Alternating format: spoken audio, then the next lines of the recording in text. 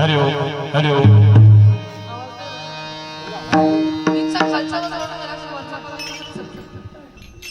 Hello hello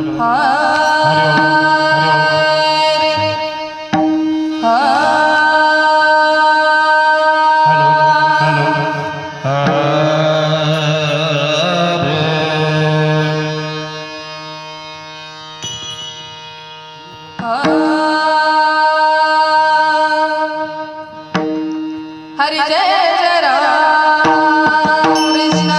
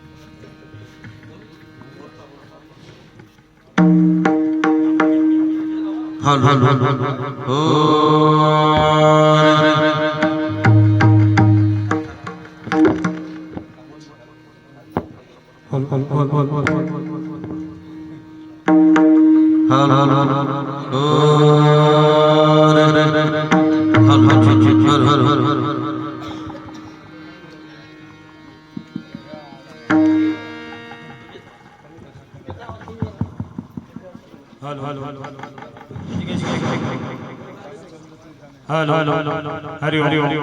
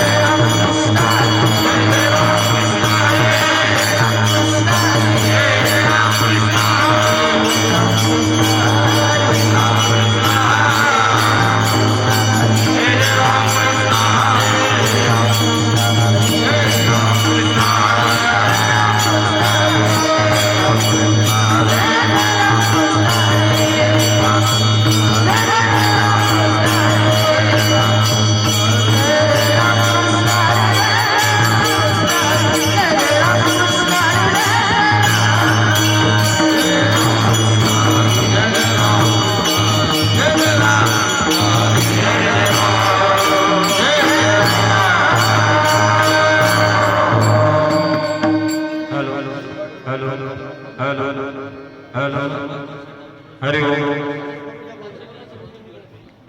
hello hello Hari Om Hari Om Hari Om hello hello hello येईल येऊन आवाज hello hello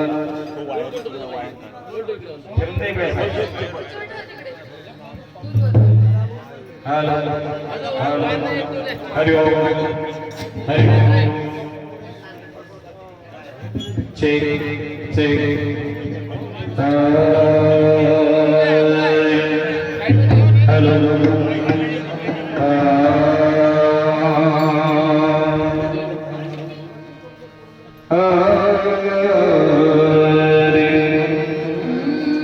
hello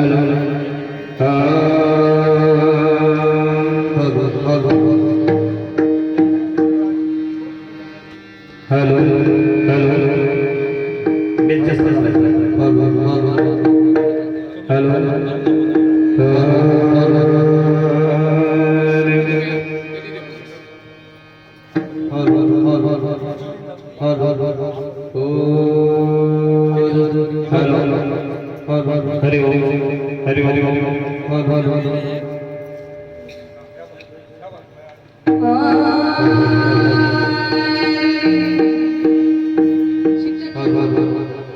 Hari Hari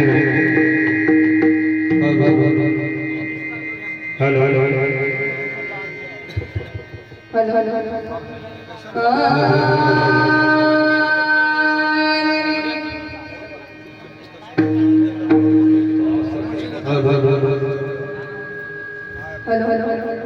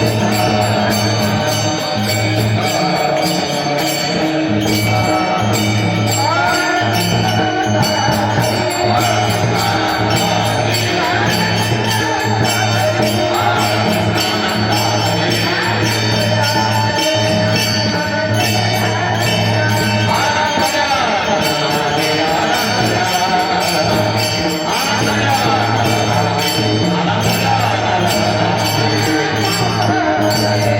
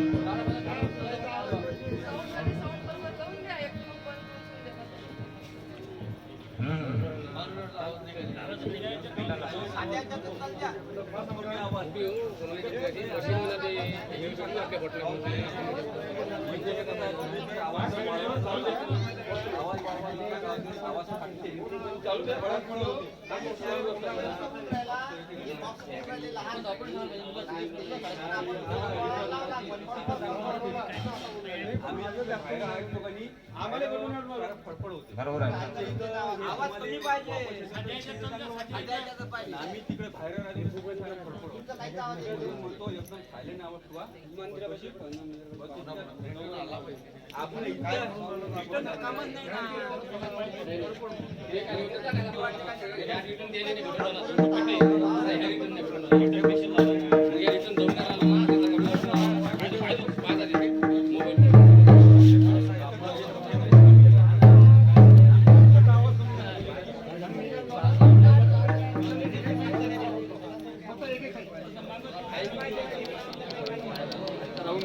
Maharaj Maharaj गेले फक्त हात न बोलावतं बस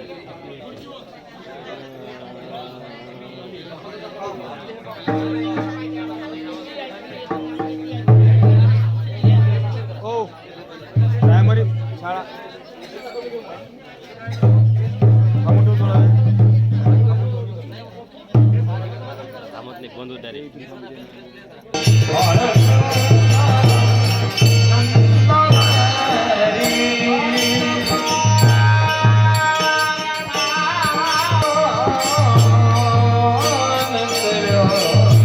हाईट घेतली तर मग नाही नाही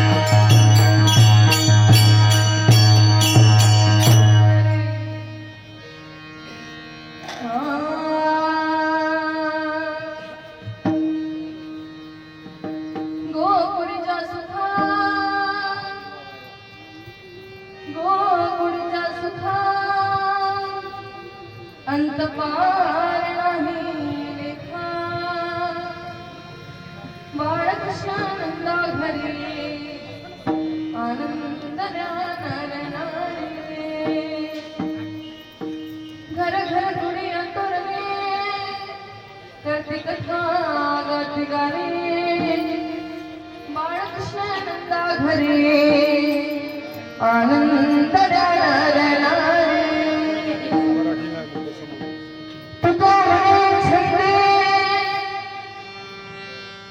तुका म्हणे छंदे येणे मोहिरे किंवा मन मोहिरे गोविंदे बाळकृष्णानंदा घरी आनंद देणारे ओ ज्ञानेश्वरा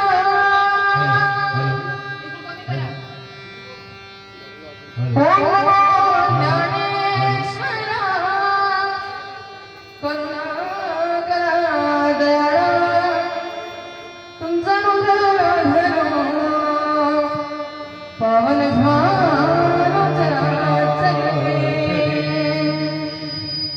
मी कळसरी काहीच बोलतो भाविकासी एक जनातले तुमच्या दासी त्याची आस फुलवावी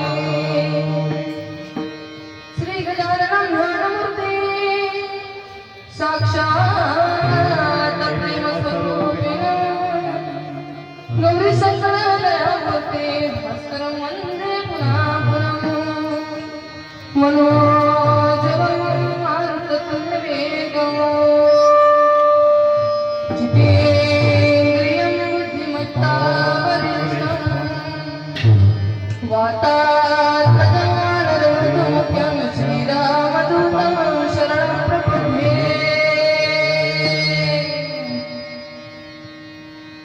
श्री गुरुचरण सरोज रज निजमनो करो सदा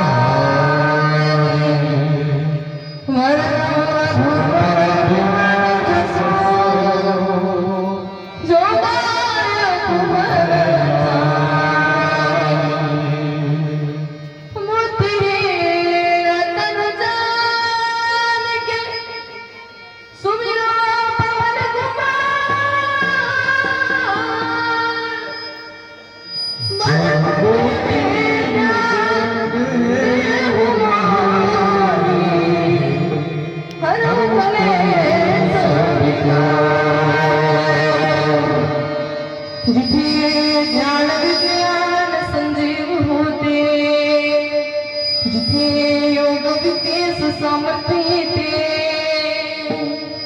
जिथे मानवाला मिळे मोक्ष गाथा तुझ्या पायरीशी सदा नम्र माथा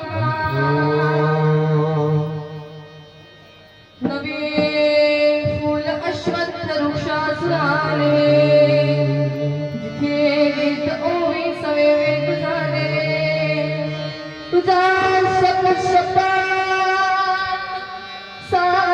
सायोजनाथा तुझा पायरीशी सदा नम्र माथा तुझ्या मंदिरी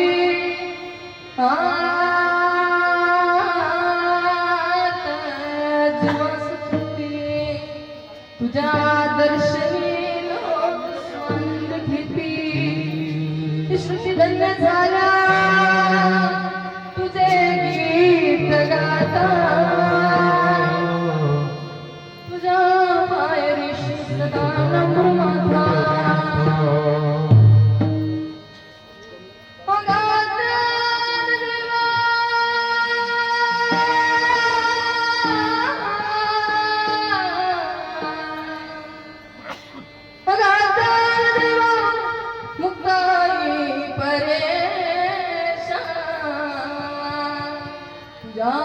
सदा नम्र माथा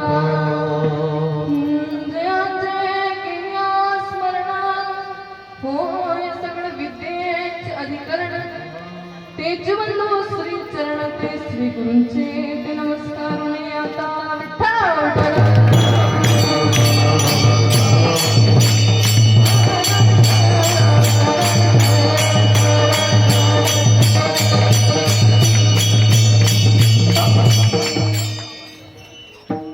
प्रस्तुत प्राप्त प्रसंगी प्राप्त स्थळी कीर्तनरूपी सेवेकरता निवडलेला अभंग जगद्गुरु जगद्वंदनीय श्रीमंत संत तुकोबर आहे यांचा 4 चरणाचा काल्याच्या प्रकरणातील अभंग आहे. त्या आधी आपण पांडुरंगाला नमन करूया. पांडुरंगा करू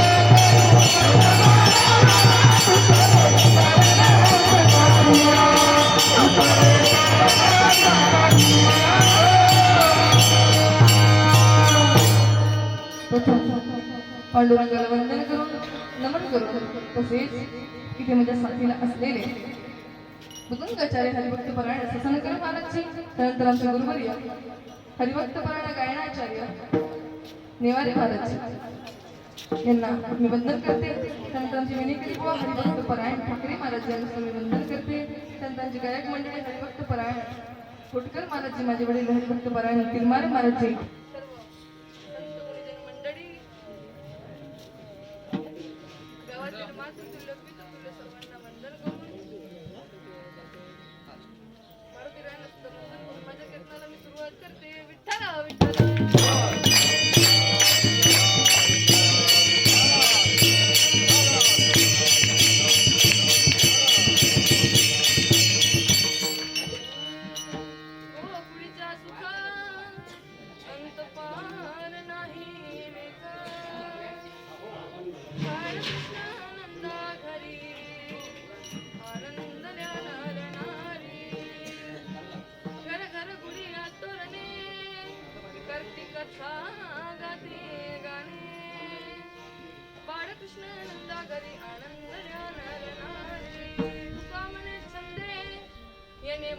किंवा मन मोहिले गोविंदे बाळकृष्ण नंदा घरी आनंद नारी.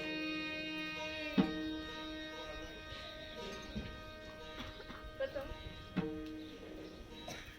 या अभंगामध्ये जगद्गुरु जगद्वंदनीय तुकाराम महाराज काय सांगत आहेत. हा काल्याच्या प्रकरणातील अभंग आहे आणि गोपुडीच्या सुखा अंत पार नाही लेखा. या अभंगामध्ये संत तुकाराम महाराजांनी गोकुळीतल्या सुखाचे वर्णन केलेले आहे. ते गोकुळातलं सुख कसं आहे, ते कशामुळे त्यांना झालेलं आहे, कशामुळे त्यांना ते प्राप्त आहे ते सांगताना तुकाराम महाराज सांगत आहे की गोकुळीच्या सुखा अंत पार नाही. त्या गोकुळातल्या सुखाला अंतही नाही आणि पारही नाही. त्या गोकुळातल्या सुखाला अंतही नाही, पारही नाही. का अंत नाही आणि पार नाही? कारण भगवान श्रीकृष्ण परमात्मा जे साक्षात परमात्म्याचं अवतरण प्रागट्यकरण त्या गोकुळामध्ये झालेलं आहे. म्हणून त्या गोकुळातल्या सुखाला अंतही नाही आणि पारही नाही. कारण त्या गोकुळवासियांनी सर्वांनी भगवंताला बघितलेलं आहे. आणि बघा, भगवंताला बघितल्यानंतर सर्व सुखाचे आगर आणि का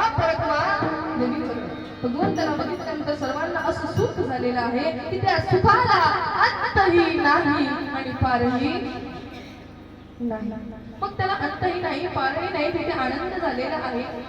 कुठे आनंद झालेला आहे? गोकुळामध्ये. भगवंताचं प्रागट्यकरण तिथे झालं म्हणून तिथल्या लोकांना आनंद झालेला आहे.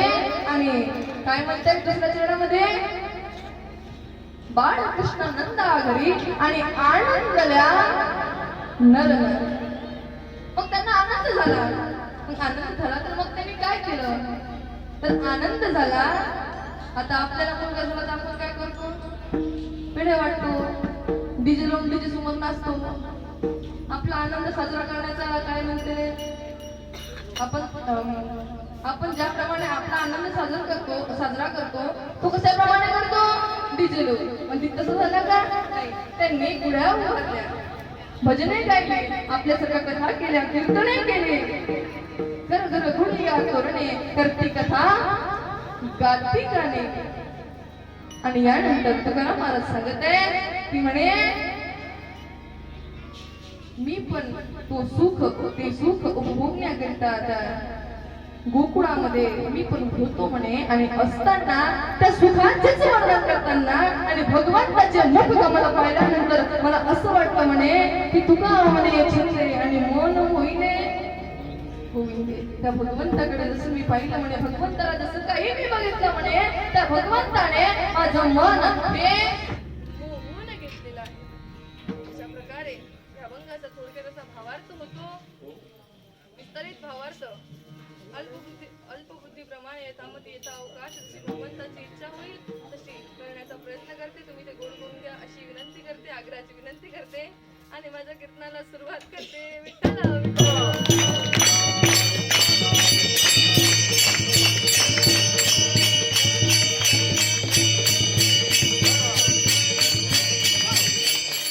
कीर्तन ऐकण्यापूर्वी कीर्तनाचा अर्थ समजून घ्या. कीर्तन म्हणजे काय तर किर आणि किर म्हणजे अंधार आणि तण म्हणजे शरीर. या शरीराला, या देहाला अंधार रूपी अज्ञानाकडून ज्ञान रूपी प्रकाशाकडे नेणे म्हणजेच कीर्तन होय. विठ्ठला विठ्ठला.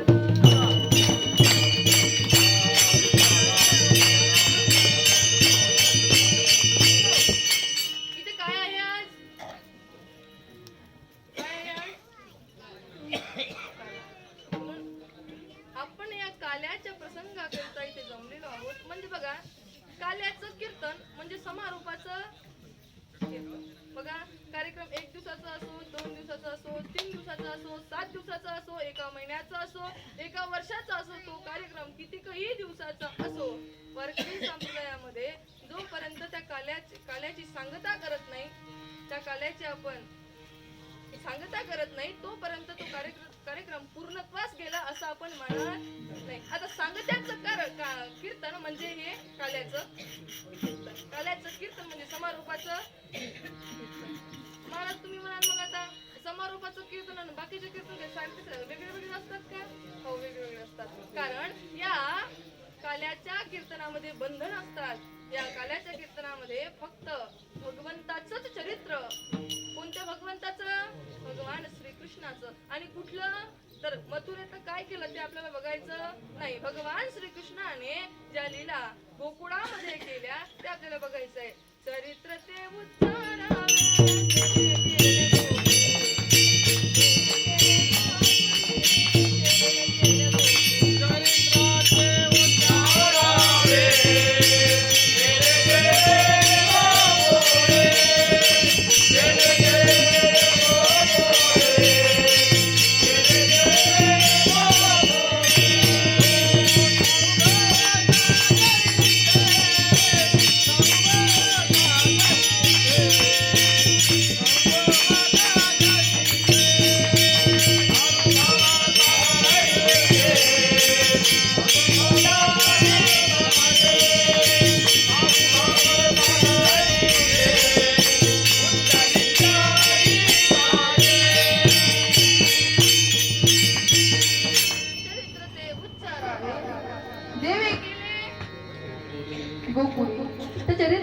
आपल्याला भगवान श्रीकृष्णाने जे चरित्र गोकुळामध्ये केले त्या चरित्राचा आपल्याला उच्चार करायचा आहे. आचार करायचा, आचार हा श्रीरामांच्या चरित्राचा केला जातो आणि उच्चार हा श्रीकृष्णाच्या चरित्राचा केला जातो. का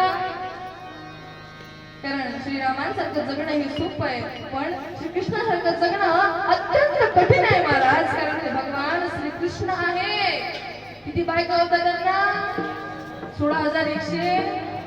आपल्या तर एकीनेच पासोड्या उघड्या पडल्या, दुसरी केली तर मोडच नाही असं. भगवंताने आता आपण म्हणतो बघा महाराज, भगवंताने जर 16,108 बायका केल्या, 2-4 आम्ही केल्या तर काय होते? ते भगवंत आहे. त्यांनी 12 गाव अग्नी केला. आपण घेतो का? आपल्याला पिढीचं एक शक्का दिला तर आपण 3 जग एवढे मरतो होते का आपल्याकडून? नाही, ते भगवंत आहे. म्हणून त्यांच्या गोकुळातल्या चरित्राचा आपल्याला उच्चार करायचा आहे, आचार करायचा नाही. कारण आचार हा श्रीरामांच्या चरित्राचा केला जातो. आणि बघा, त्याआधी आपण ज्या करता इथे जमलो आहोत तो म्हणजे काला. आणि आपण काला म्हणजे काय या शब्दाचा अर्थ जाणून घेतला पाहिजे. काला म्हणजे काय? तर का अधिक पाला. आपण कोण आहे, कुठून आलो आहे, कशाकरिता आलो आहे आणि आपल्याला काय करायचंय, कुठे जायचंय, या शब्दाचा, या सर्वांचा विचार करणे म्हणजे काला. या भूतलावर का आला, आपलं काय काम आहे, का आला, याचं काला म्हणजे का आला. या भूतलावर आपलं काय काम आहे हे जाणून घेण्याचं काम, जाणून घेण्यासाठी काला आपल्याला करावा लागतो. आता बघा, काला किती प्रकारचा आहे? काला 3 प्रकारचा आहे. बरेच प्रकार आहे. जसा दही भाताचा खिचडी काला, हरिनामाचा खिचडी आणि तुका म्हणे काला, तुझ्या वेद देखील, म्हणजे 3 प्रकारचा काला आहे. दही भाताचा, दही आणि भात एकत्र केले म्हणजे, दूध आणि भाकरी एकत्र केले म्हणजे, दूध आणि भाकरी एकत्र केली म्हणजे झोपल्या काय? झोपू नका, लाईन गेली म्हणजे झोपत नसते. ऐकत जा, प्रश्न विचारल्यावर उत्तर आली पाहिजे. दही भाताचा खिचडी, दूध भाकरी एकत्र केली म्हणजे त्याचा दही आणि लाही एकत्र केली म्हणजे, दही आणि लाही एकत्र केली म्हणजे, अंधारून पाणी एकत्र केलं म्हणजे कालाच काय? नाही, तो कालवा. आपल्याला कालवा करायचा आणि आपल्याला काला करायचा आहे. आता हे दही सामान्य नाही आणि ही लाई सुद्धा सामान्य नाही. हे दही म्हणजे काय आणि लाई म्हणजे काय? तर हे प्रेमाचं दही आणि नामाचं दही आणि प्रेमाची लाही, नामाचं दही आणि प्रेमाची लाही हे एकत्रित करणं, त्याचं नाव म्हणजे काला. प्रेम असायला पाहिजेत महाराज. कारण बघा, काही म्हणतात आमची नेमाची वारी आहे. नेमाची वारी केल्यापेक्षा प्रेमाची वारी करा. काही म्हणतात आम्ही रागात गेल्यापेक्षा अनुरागात राहा. कारण भगवंताला रागापेक्षा अनुराग आणि नेमापेक्षा प्रेम जास्त आवडतं. कारण म्हणतात ना, जो प्रेम गली में आए नहीं, प्रियतम का ठिकाना क्या जाने, जो जिसने कभी प्रेम किया ही नहीं, वो प्रेम निभाना क्या जाने. जो प्रेमाच्या कडे येईल त्यालाच प्रेमाचं महत्व कळेल ना मला, बाकीच्यांना कळेल का? त्यासाठी आपल्याला प्रेमाचं दही, नामाचं दही आणि प्रेमाची लाही हे आपल्याला एकत्रित करायचं आहे. आणि तेव्हा आपला इथे काला होईल. तुकाराम महाराज सांगितलेलं आहे की काय म्हणतात तुकाराम महाराज, तुका म्हणे काला कुठे अभेद देखील. तिसऱ्या प्रकारचा जो काला आहे तो काला म्हणजे असा आहे जिथे भेद शिल्लक राहत नाही, तो म्हणजे, आणि तो काला फक्त अशा सभा मंडपातच होऊ शकतो महाराज. कारण इथेच सर्व प्रकारचे लोक एकत्रित येऊ शकतात. विठ्ठल विठ्ठल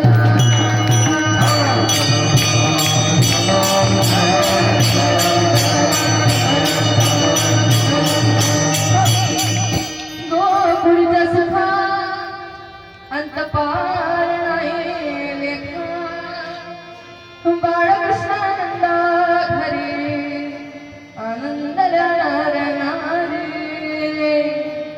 गोकुळातल्या सुखाला अंतही नाही महाराज आणि पारही नाही कारण त्या गोकुळवासियांनी सुख हे वेगळ्या गोष्टीला मानलेलं आहे. त्या गोकुळवासियांचं सुख वेगळं आणि आपण मानतो ते सुख वेगळं. कारण त्यांना भगवंताचं दर्शन झालं म्हणून त्यांना सुख झालं होतं आणि आपलं सुख कशात आहे? माझा बंगला झाला पाहिजे, माझी गाडी झाली पाहिजे, माझा मुलगा नोकरीवर लागला पाहिजे, माझ्या घरी पैसे आले पाहिजे, यात आपण आपलं सुख मानतो. महाराज, आपण जर भगवंतामध्ये सुख मानलं तर आपल्याला सुद्धा सुख होईल, आपल्याला सुद्धा आनंद होईल. आणि अशा प्रकारे त्या गोकुळवासियांना कशामुळे आनंद झाला होता? कारण भगवान श्रीकृष्णाचं परमात्म्याचं दर्शन त्यांना तिथे झालेलं होतं. आणि बघा आपल्याला का होत नाही मग सुख? कारण आपण त्या सुखामध्ये सुख म्हणत नाही, आपल्याला सुद्धा सुख होतं पण त्या सुखामध्ये सुख आपण मानत नाही फक्त. आणि जे सुखाकरिता करायला पाहिजे ते मात्र करत नाही. सुखाकरिता करशील तळमळ तरी तू पंढरीची जाई तू वेळा. पंढरीला गेल्यावर सुख होते. इथे सर्वजण पंढरीला जाऊन आलेले आहे पण कोणाला तरी सुख झालेलं आहे का? कारण आपण त्या सुखामध्ये सुखच म्हणत नाही. महाराज फक्त आशा करतो आज सुख मिळून, उद्या सुख मिळून, परवा सुख मिळून. तर सुखाकरिता जे काही करायला पाहिजे ते मात्र आपण करत नाही. आज सुख मिळवून, उद्या सुख मिळवून, परवा सुख मिळवून जीव आशा नाही. महाराज फक्त सुखाच्या आशेवर आहे. सर्व सुखाची आशा जन्म गेला क्षणी एकमुखी यज्ञ नाही केला. खंडता दिशा क्षीण पावला माया विशीला जीव माझा. जीव फक्त सुखाच्या आशेवर आहे. आज सुख मिळवून, उद्या सुख मिळवून, परवा सुख मिळवून, याच सुखाच्या आशेमध्ये आपलं सर्व जीवन निघून जातं पण आपल्याला सुख काही मिळत नाही. भगवत कृपा पावते सांग त्यासीच कथा कीर्तने अनुराग. कोणी ते महाराज कीर्तनात गरीब लोक येतात की श्रीमंत लोक येतात?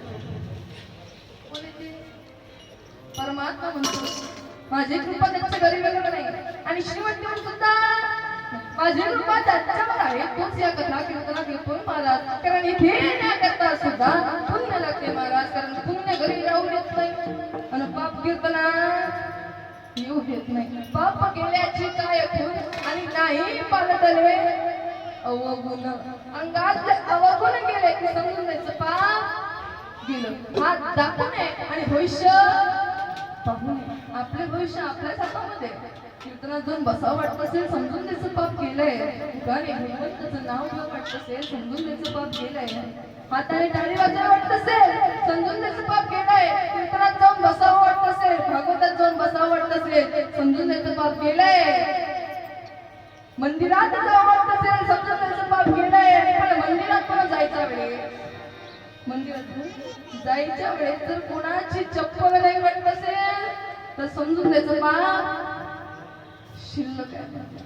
अंग दुखले की दारू प्यावं वाटत असेल समजून त्याचं पाप शिल्लक आहे. पाप गेल्याची काय खूण आणि नाही पालटले अवगुण. कारणाला निमित्ताला कारण. कीर्तनाचा योग सर्वांना माहित आहे की अश्विन शुद्ध प्रतिपदा ते अश्विन शुद्ध अष्टमी पर्यंत हा भागवत यज्ञ चालू होता. तो कशा करता होता? आपल्या पूर्वजांनी कशा करता लावला होता? पाण्याकरिता. आता पाणी येऊ नये याची लावा लागला आपल्याला. कारण पाणी त्रास घेऊन राहिलं. आज त्याची खूप खूप खूप खूप धन्यवाद मानतो त्या पाण्याचे की तो आज आला नाही. आणि काल सुद्धा खूप त्याने आपल्याला सवलत दिली. सवलत म्हणतात त्याला. सवलत त्याने आपल्याला दिली. कुठं होतं आपण? कीर्तनाचा योग म्हणजे अश्विन शुद्ध प्रतिपदा ते अश्विन शुद्ध अष्टमी पर्यंत जे आपण ज्ञान यज्ञ सप्ताह जो ठेवलेला होता नवरात्र निमित्त तो होता. आणि त्याच तो ते कथेची सांगता म्हणून कीर्तनाची सेवा माझ्याकडे घेण्यात आलेली आहे. अशी ही सेवा आहे, कीर्तनाचा योग आहे. आणि बघा भाग्यवान मंडळी महाराज कीर्तनात श्रीमंती कोणाला नाही आवडत? श्रीमंती सर्वांनाच आवडते पण असे वैभव कुठे आहे का? नाही, असे वैभव कुठेच नाही. कारण देवाजवळ असे नाही. देवाजवळ जर भेदभाव असला असता तर आपल्या गावातील श्रीमंताला, आपल्या गावातील श्रीमंताला 3 डोळे असले असते. 3 किती? 2 समोरून आणि 1 मागून. ट्रॅक्टरचा लाईटासारखा, म्हणजे मागून गाडी आला तर म्हणजे पलटवाचा, मागून 1 डोळा आहे. पण तसं आहे का? तर 2च डोळे, 2च कान, 1च ना. जेवढं श्रीमंताला तेवढंच गरीबाला सुद्धा. आता उरला प्रश्न प्रपंचाचा. आता उरला प्रश्न प्रपंचाचा. ते त्याच्या करणीवर आहे, कर्तव्यावर आहे. आता हेच सांगत बसले तर आपल्या सगळ्याकरता घेतलेला अभंग तसाच आहे. कारण कीर्तन हे दिवसभर नाही महाराज. कीर्तन हे दिवसभर नाही, जरांवर असते. आणि कीर्तन कशाला म्हणतात? साधू कोणाला म्हणतात? संत कोणाला म्हणतात? देव कसं आहे? संसार कसा आहे? आणि काय केल्याने काय होते ऐसे नाही समजले, आणि त्याचे अवघे वाया. आणि लोक झाले सर्व पाखंडी महाराज. त्यांना चांगलं सांगा, ऐकणार नाही. पण यासाठी संत हे अभूतराने आहे धर्माचे पालना.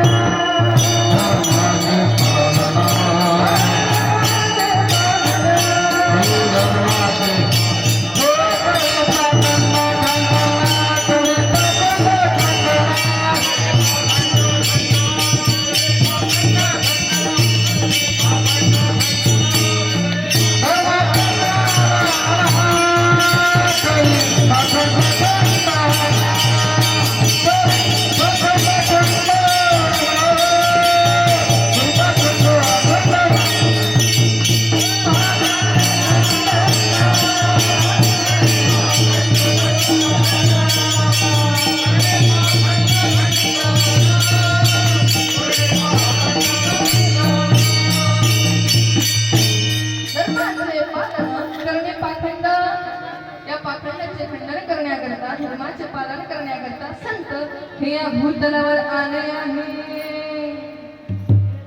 नाही कीर्तनाला गेलो तर काय होते? नाही मंदिरात गेलो तर काय होते? नाही भागवत ऐकलो तर काय होते? नाही भजन म्हटलं तर काय होते? नाही हरिपाठ केला तर काय होते? नाही विना वाजवला तर काय होते? नाही जेवण केलं तर काय होते? म्हणा काय होते आणि काय नाही हो, सर्व माहीत पडते. यंदाच्या सालासारखं पाणी असलं म्हणजे परमात्मा पाऊस पडते, जमिनीत गंधार होते आणि त्यावर माणूस मजा मानतो. आज दाखवू नये महाराज, भविष्य पाहू नये. आपला विषय कोणता आहे? आपले हित कशामध्ये आहे? आपल्याला खऱ्या संतांना शरण जायचे. खऱ्या संतांना शरण जायचे. मग तुम्ही म्हणाल आता खरे संत कोणते बुवा?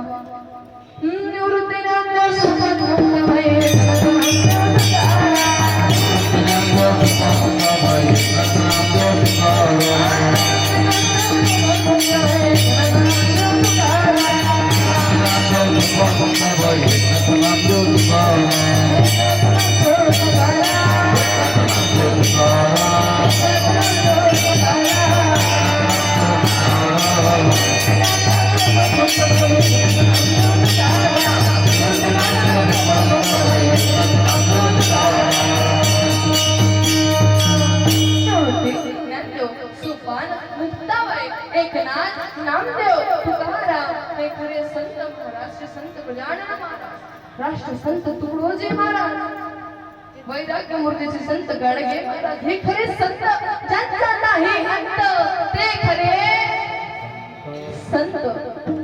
हो आपल्याला माहिती आहे का खरे संत कोणते? तर आपण ओळखतच नाही. भगवे कपडे धारण केले काय झाले ते संत.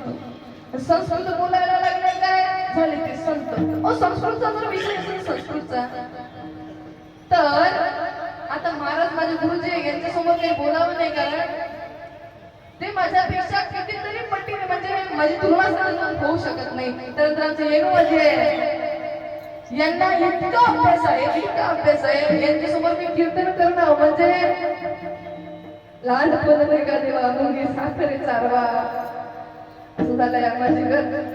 आणि बघा खरे संत कोणते आज आपण ओळखू शकलो नाही महाराज, आपण ओळखू शकलो नाही. संस्कृत जर बोलले तर आपण म्हणतो झाले ते संत नाही महाराज, कारण संस्कृतचा विषय असेल तर आता आमच्याच गुरुजींनी आम्हाला संस्कृत संस्कृत शिकवलं. आम्ही आता संस्कृत चालू करतो उद्या सकाळपर्यंत संपणार नाही एवढं संस्कृत आम्हाला बोलता येतं. गुरुमुळे मला शाक्रम अश्वत्थम प्रभुर्व्यम नांसे सुवर्णामी संवेद सवेदले दशोर्धम प्रसुता तस्य शाखा गुण प्रवृद्धा विषय प्रवाला दस्य मूलं संतताणे कर्माण वंदेन मनोश्च लोके रूपम अस्य दोपदपदिना गुणचार्यं संप्रतिष्ठा शक्तमेनं विदुरुणगुणो समचित्रेन्द्र देवी चित्तवद् तत्पदं तत्परिमार्गितव्यं यस्मिन् गीतानि वर्तन्ति भूयां तमेव जन्तं पुरुषं प्रपद्येता प्रवृत्ति प्रस्तुता पुराणी. आम्ही संस्कृत आता चालू केलं तर संध्याकाळपर्यंत म्हणजे सकाळपर्यंत संपणार नाही एवढं संस्कृत आम्हालाही बोलता येतं महाराज. मग आम्ही संत झालो काय? हो तेव्हा सांगितलं होतं गाडगे महाराजांनी, अरे लेख हो जेवणाचे ताट इका इनिले लुकडं कमी भावाचं घ्या. जेवणाचे ताट इका पण शाळा शिका. हे तेव्हा त्यांनी सांगितलं होतं. हे खरे संत जे स्वच्छ. आता काहीतरी मोहीम चालू आहे स्वच्छतेची. कोणतरी आलं होतं माझ्याकडे म्हणे ताई 10 मिनिटं घ्यायचंय. मी म्हटलं तर घेऊ तर शकत नाही पण तरी घेतो. बघा कोणता तरी कार्यक्रम आपल्याकडे चालू आहे स्वच्छतेविषयी आहे आणि तो स्वच्छतेविषयी सर्वांनी त्यामध्ये आपण भाग घ्यायला पाहिजे, प्रतिसाद त्यांना द्यायला पाहिजे. जसं धार्मिक कार्यक्रमांमधून आणि बघा असे बरेच असे कार्यक्रम आहेत जे राबवण्यासारखे आहे. स्वच्छ भारत अभियान सारखे जे संतांनी आपल्याला सांगितलेले आहे आणि संतांच्या पावलावर पाऊल आपल्याला टाकायचंच नाही. आणि बघा तेव्हा वैराग्य मूर्ती गाडगे महाराजांनी समोर ठेवलं होतं की जेवणाचं ताट इका जेवण केलं तरी चालेल पण शाळा शिका. हे खरे संत महाराज. ज्यांना नाही म्हणतो ते खरे संत. म्हणून ते संत म्हणतात की आम्ही ते कशासाठी आलो आहे? आम्ही वैकुंठवासी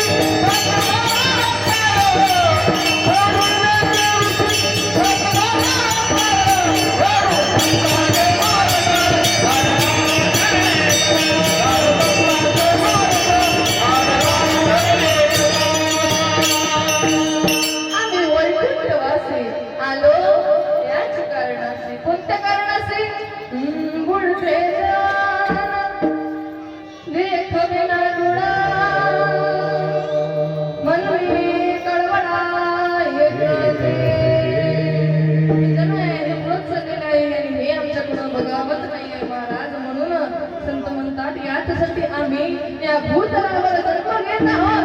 विठ्ठल विठ्ठल.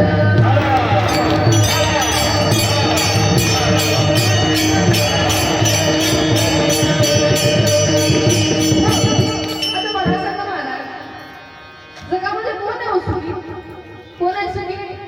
तुम्ही आहात का मला वाटत? सुखी आहात का? इकडे आहे का कोणी सुखी? आहे का सुखी? मला सुनियात को सुखी कोण आहे सुखी? या जगामध्ये कोणीच सुखी नाही महाराज. कोणीच सुखी नाही. कारण कबीर बाबा सांगतात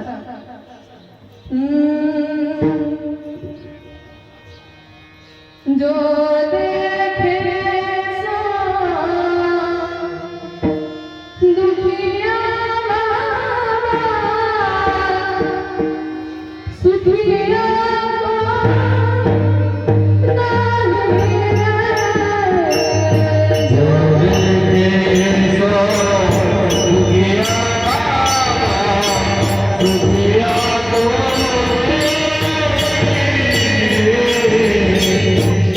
Yeah.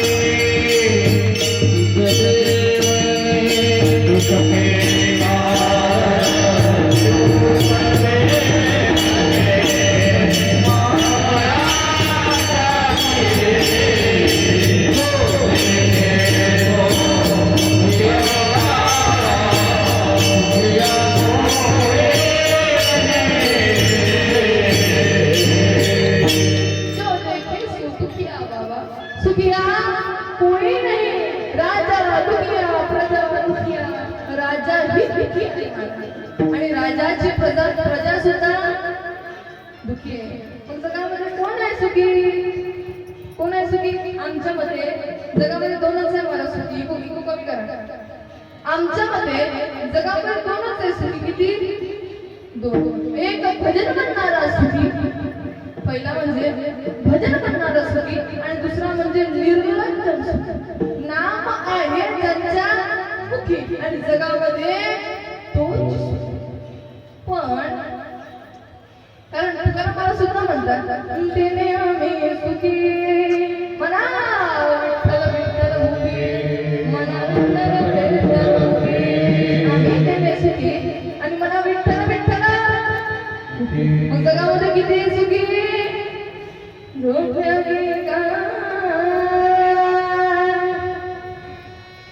झोपल्या काय? बघा सध्या तर कीर्तन चालू झालं आता. कीर्तन संध्याकाळी 6 वाजेपर्यंत चालणार आहे. 6 वाजता इथं देवाची पंगत आहे. आता कीर्तन चालू झालं तेव्हापासून कीर्तन संपेपर्यंत मी तुम्हाला प्रश्न विचारणार आणि त्याचं तुम्हाला उत्तर द्यायचं. देता का की नाही देत? देता ना? उत्तर द्यायचं. आता तुम्ही म्हणा तोंड आहे तुम्हाला, मला बोलायचं नाहीये. मला माहिती आहे तुम्हाला बोलायचं नाहीये. आता तोंड आहे, प्रश्नाचं उत्तरही येते पण बोलायचं नाहीये आणि बोलायचं नाहीये पण उत्तर द्यायचं आहे. आता आम्ही काय करावं महाराज? तर मी त्या दिवशी तुम्हाला सांगितलं बघा म्हटलं उत्तर द्यायचंय आणि बोलायचं नाही. अशा वेळेला काय करावं? तर बघा मी तुम्हाला कोणताही प्रश्न विचारला तर त्याचं उत्तर, आता एका प्रश्नाचं जास्तीत जास्त उत्तर किती असू शकतं? किती? 2. हो किंवा हो किंवा हो किंवा हो किंवा नाही. तिसरं उत्तर असे काय नाही. आता उत्तर द्यायचं आहे, मुखाने बोलायचं नाही. आता उत्तर तरी कसं द्यायचं? तर मुंड हलवायचं. मुंड समजतं ना? मुंड मुंडी मान डोकं डोकं हलवायचं. हो म्हटलं तर कसं हलवायचं? हो हो हो नाही नाही. हो म्हटलं तर असं, नाही म्हटलं तर हो म्हटलं तर असं, नाही म्हटलं तर असं. मग काय म्हटलं तर तेव्हा कसं? मग कसं काय? तर बघा प्रश्नाचं उत्तर देत चला. एका प्रश्नाचे उत्तर 2 असतात. आपण कुठं होतो? कुठं होतो?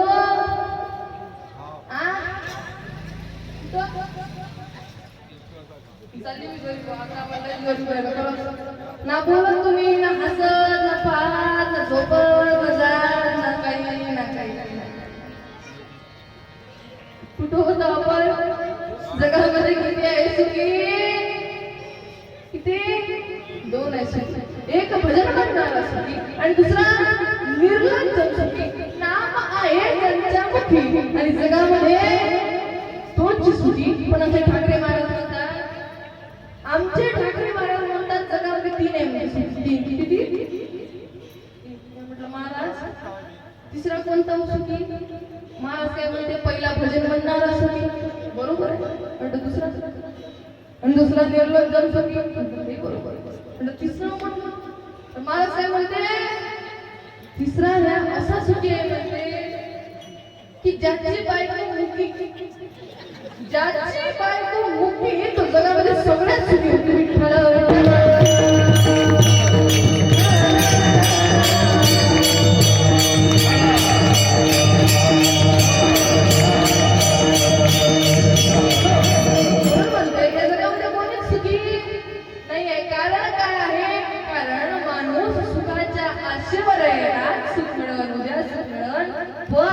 सुखाकरिता जे मात्र करायला पाहिजे ते करण्याकरिता आपण तयार नाहीत. आपण संतांचे पाय धरत नाही म्हणून आपल्याला सुख प्राप्त होत नाही. कदाचित आपण जर संतांचे पाय धरले,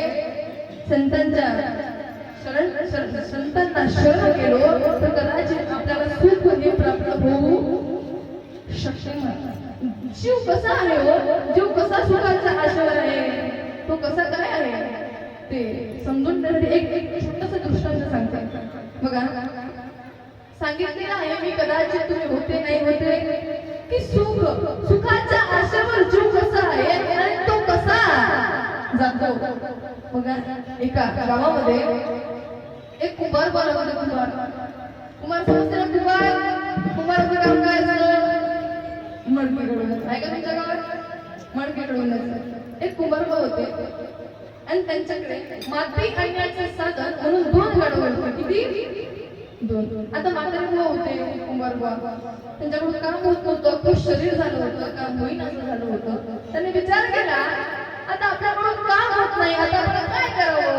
तर माती आणण्याचं जे काही साधन होतं इको कमी करा. आवाज वाढवून द्यावा कारण ते समजत नाही बाकी त्यांना. माती आणण्याचं साधन म्हणून 2 गाढवं होती. काय होतं? 2 गाढवं.